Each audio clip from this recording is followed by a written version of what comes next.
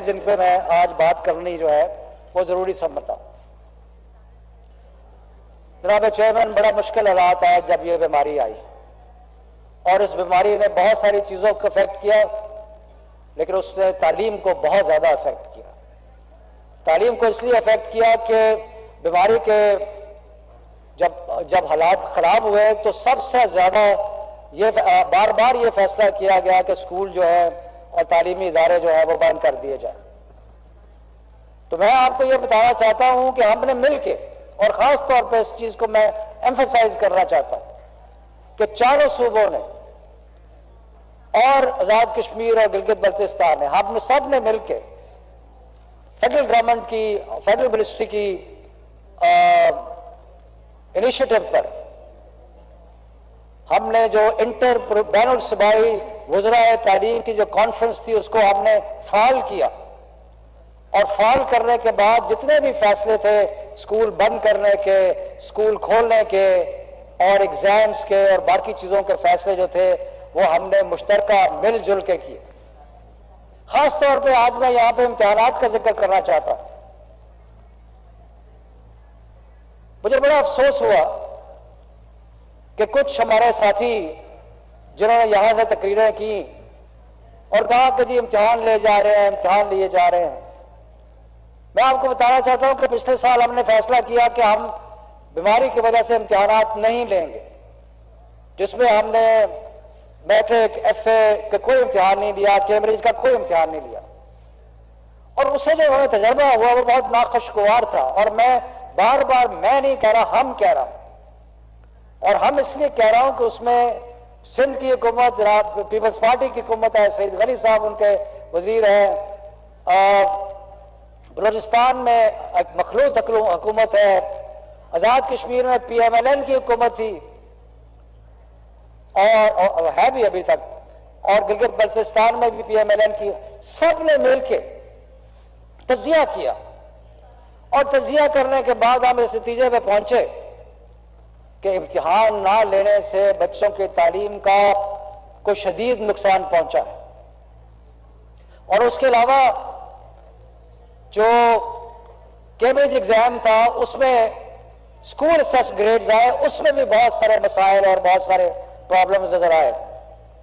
तो उसके बाद सब ने मिलकर एक मुत्तफिका तौर पे एक असूली फैसला किया, और असूली फैसला यह किया कि कोई ग्रेड जो है वो इम्तिहान के बगैर नहीं दिया जाएगा।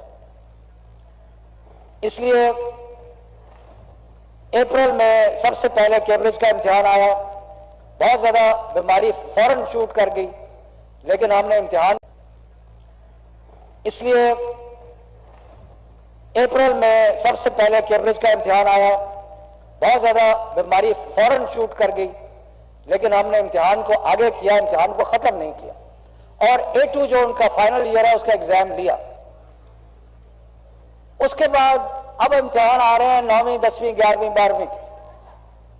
इस चीज को मद्देनजर रखते हुए कि बच्चों को मौका नहीं मिला सारा अपने कोर्सेज को कंप्लीट करने का, हमने कुछ कोर्सेज मिलके, अगेन मैंने नहीं, सब ने मिलके फैसला किया कि जो कोर्स वर्क है उसको कुछ कम कर दिया जाए। वो कम किया, कहीं 20% हुआ, कहीं 30% हुआ, कहीं 40% हुआ।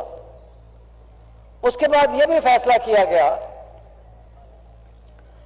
कि इम्तिहानात जो है वो जब ज्यादा प्रेशर पड़ा बीमारी का और हमने तजिया किया दोबारा, तो हमने कहा अच्छा इस तरह करते हैं, इस साल जो सिर्फ इलेक्टिव सब्जेक्ट्स है उनका हम इम्तिहान लेते हैं, और जो कंपल्सरी सब्जेक्ट्स है उनका इम्तिहान नहीं लेते, और डेट भी 1 महीना आगे बढ़ा दी।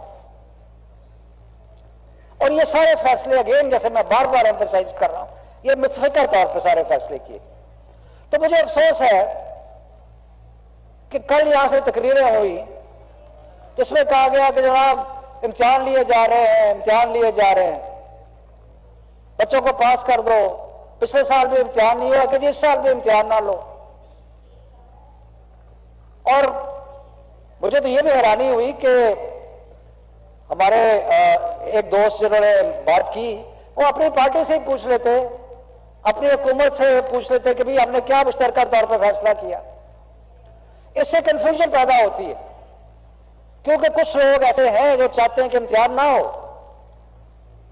और वो एक एजुटेशन का माहौल और बाकी चीजें और ये वो, तो उससे कंफ्यूजन पैदा हो जाती कि शायद पता नहीं क्या। तो मैं यहां पे फ्लोर ऑफ द हाउस से एक दो टोक का ऐलान करना चाहता हूं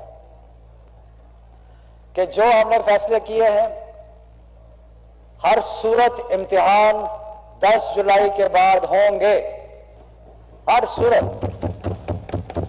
और मैं बच्चों से कहता हूं, और मेजॉरिटी अगर बच्चे पढ़ रहे हैं, तैयारी कर रहे हैं, मैं उनको कहता हूं कि तैयारी अपनी जारी रखें, क्योंकि यह मुतफिका पाकिस्तान की सारी इकाइयों का और सूबों का मुतफिका फैसला है कि हमने कोर्स भी रिड्यूस कर दिया है, बाकी चीजें भी कम कर दिया है, टाइम भी बढ़ा दिया है, इलेक्टिव सब्जेक्ट सिर्फ कर दिए हैं, लेकिन इनका